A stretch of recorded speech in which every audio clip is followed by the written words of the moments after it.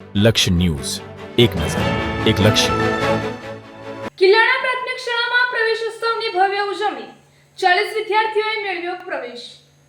કિલ્લાણા ગામની પ્રગતિ પ્રાથમિક શાળામાં શાળા પ્રવેશોત્સવ અને કન્યા કેળવણી મહોત્સવનો ઉત્સાહભેર કાર્યક્રમ યોજાયો હતો. આ કાર્યક્રમમાં રેન્જ ફોરેસ્ટર માનસિંહજી સોલંકી, હેમલભાઈ પટેલ, ગામના નવનિયુક્ત તલાટી અમિતભાઈ પ્રજાપતિ, સીઆરસી રાયમલભાઈ આહિર, શાળાના પ્રવેશદ્વારના દાતા નવીનભાઈ કે મહેતા તેમજ ગામના આગેવાનો અને વાલીઓ ઉપસ્થિત રહ્યા હતા.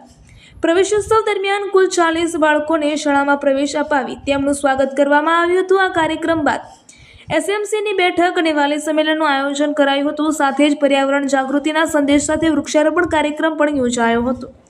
ત્યારબાદ શાળાના વિકાસલક્ષી કાર્યો માટે દાતા નવીનભાઈ કે મહેતાના હસ્તે શાસ્ત્રોક્ત વિધિ મુજબ ભૂમિપૂજન અને ખાતમુહૂર્ત કરવામાં આવ્યું હતું.